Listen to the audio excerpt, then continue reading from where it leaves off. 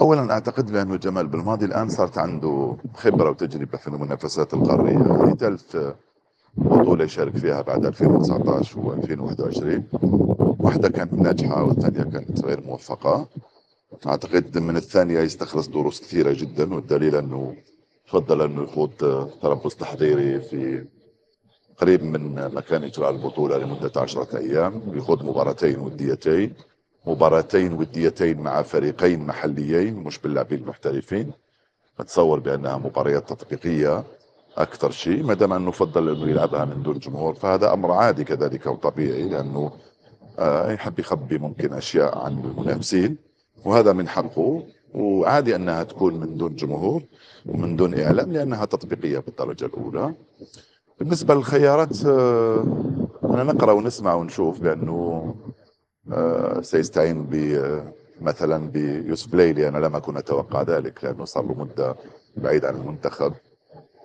يقال بأنه سيستعين كذلك برئيس وهاب بولحي. أنا كنت لا أتوقع ذلك هذا أيضا، مثل ما كنت لا أتوقع أن يستعين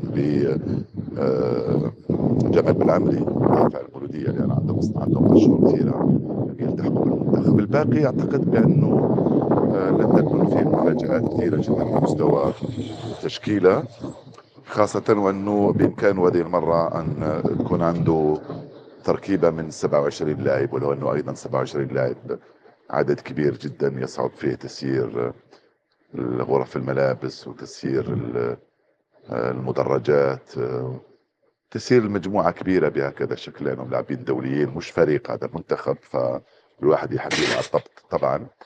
فإن شاء الله يقدر أنه يسير كل هذه المجموعة وكل العقليات وكل الرغبات وكل الأمور اللي تحيط بالمنتخب بهذا كذا شكل. ما عدا ذلك يجب احترام خيارات المدرب، لأنه أعتقد بأنه هي التشكيلة، حتى التشكيلة المثالية موجودة في ذهنه منذ أسابيع، مش فقط الفريق اللي راح يشارك في البطولة. فعادي جدا أنه يكون حر ويكون مسؤول عن خياراته، اللي نتمنى أنها تكون موفقة إن شاء الله.